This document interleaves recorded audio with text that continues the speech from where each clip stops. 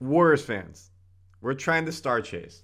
Lowry Markkanen, Paul George, Kawhi Leonard, somebody we don't know, Brandon Ingram. Everything's been out there that we want a second star to pair with Steph Curry. Well, the biggest star on the market right now is Jimmy Butler, and the news is heating up. I know I put out a video a couple weeks ago and people were not happy with it at all. We don't want Jimmy, we don't want Jimmy, we don't want Jimmy, too old, don't mortgage the future for the now. Well, the rumors have only got hotter. It's a hot press, and it seems more realistic than ever before. So we're going to break down the trade rumors for Jimmy. What's his stats? What's the rumors? How realistic is it? How do we make it happen? Randy Silver Warriors Digest. The video yesterday we put out was about 3 players from the Nets. Good reception. Good reception. Here, a little bit more of a tough reception I feel like is going to come. But this is what we do in Warriors Digest. Break down free agency, trade rumors, game stats, live streams, everything for you, keeping you up to date with your favorite team. Or maybe not. You're just here to check out the news. Warriors Digest. Let's get it. Please subscribe. Help us get to 8,000 fans. So Shams went on ESPN and said that a fit for the Warriors is Jimmy Butler, and he's open to a trade to Golden State. Let me say that with my eyes so you can see me. He's open to a trade with Golden State. Also Houston and Dallas. So where is the rank in top teams that based off of betting odds? Let me make this bigger. The Houston Rockets are the favorite to land Jimmy Butler. Plus 250. Warriors are right behind that plus 300. Nets, which makes no sense to me because they're trying to get younger, plus 400. Mavericks plus 500. They have some players they would. And imagine Clay, Butler, Doncic together. Irving, good team. Lakers plus 800. Clippers plus 900. I really don't see the Clippers doing it. I think Lakers aren't going to do it because it's just so much money between him and LeBron. And there's going to have no future. But I don't think that's happening. But if we look at the share screen, look at the standings. So Houston right now is in third in the West, 16-8, and they really don't have that top end star. A lot of good young players, some core veterans like Van Vliet. Now he could help them over the top. Will he stay healthy in the playoffs? Also, folks, tonight NBA Cup, Warriors, Rockets. Do not miss that game. If we win, we go to the semifinals. We play OKC and Vegas, who are first. Warriors, do we need Jimmy Butler? I think we need a better all-around team. I think a second star would help Steph a bit, but I don't think it's worth mortgaging the future off of.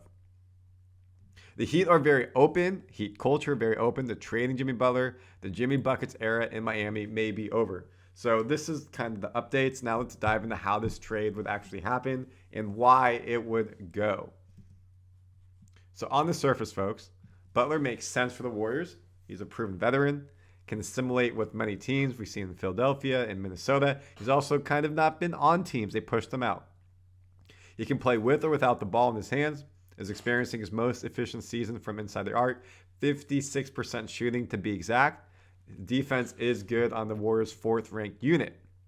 Now those are the positives, but there are some negatives. The caveat, a trade would be costly and difficult. He's making basically $49 million this season, so we'd have to send out a lot of players to make it work. Andrew Wiggins' contract, I'm going to go over in a second, and they probably want young guys like Kuminga or Brandin Podziemski. So, folks, remember that. $48 million is what we need to make it work. So if you look right now, Andrew Wiggins, $26 million, has to be a no-brainer to get that there. If you add in Jonathan Kuminga, $7 million, that puts you at $33 million. So then how do you keep getting there? Then it's D'Anthony Melton's injury salary, 33 plus 12, puts you at $45 million. And you probably need one more player like a Podziemski or a Waters to make it happen. So you're giving up 4 players for 1. Wiggins, Podziemski, Waters, Melton. Or maybe you do GP at 9, Melton at 12. That puts you at, basically, let's just call it 21, plus Wiggins at 26, puts you at 47, 12 plus 9 is 21, plus 26 is 47. And what did we say that? Whoops. He's at 48. So you still need a little bit more. And who says that they also don't want draft picks to come? You know, we do have some draft picks that we own, the first round, the second round. I'm not giving up a first-round draft pick for a 6'7", 230, 35-year-old Jimmy Butler. No, don't mortgage the future like that. Maybe a second round, but do not mortgage the future for a first-round pick. Now, we do know the Warriors have been reluctant to trade Jonathan Kuminga and Podziemski.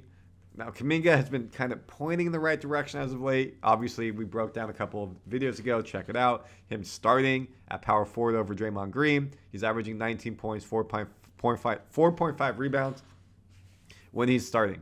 Now, Podziemski has not been efficient. He's not shooting well, especially from three.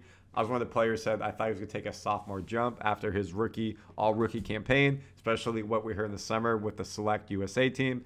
Well, it's not been there. He's pressing a bit, not taking good shots, was called out by Steve Kerr. I still think there's something there, but his trade value has definitely probably gone down, making it a bit tougher. Now, again, Butler's at 34-ish. Injuries. Can he help carry this team, take the weight off of Steph Curry? In another video, we talked about Brandon Ingram, De'Aaron Fox. I think those are probably better players than Jimmy Butler. If we go to Jimmy Butler, again, look at his stats. We look at overall, he's shooting 55% from the field, which is his best ever in any season. But if you look at 3-point, 36%, which is kind of right there, top end of his career. 19 points, a little bit lower than he normally has in his peak. You look at rebounds, 5.4, a little bit lower. Assist, 4.8. Played 17 games, has been hurt a little bit, but every game he's been able to play, he started playing 32 minutes. So he's playing pretty good. You know, you look at all that, you go into the Warriors roster, and you look at the points. Again, we just said that Butler's averaging 19 points. His points instantly become second on the team, helps with Steph Curry. You look at the 3-point field goal percentage. We said Butler is at 36%.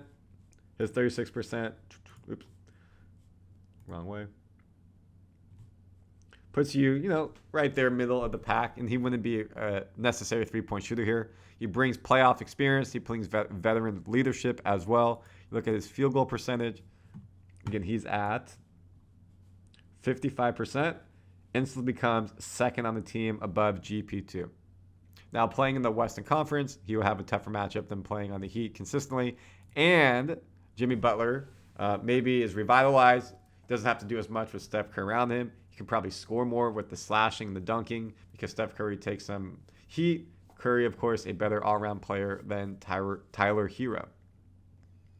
So personally, I would not do the trade for Butler. I think it's too much to give up. I like the depth that we have. I'd rather do something a bit smaller to retool, like with the Nets. Maybe De'Aaron Fox because he's the point guard of the future if that doesn't work. Brandon Ingram, I think, could be a decent fit if he stays healthy. I know that he's hurt right now. But Jimmy Butler to me at 35, maybe 5-8 years ago, sure, but I want to do this trade. The Warriors fans, I want to hear your thoughts. Comment if you think there should be a trade. Is there some players I didn't name who would be traded? And, of course, subscribe. Don't miss anything. NBA Cup tonight. Rockets, let's get that W, folks. Bye.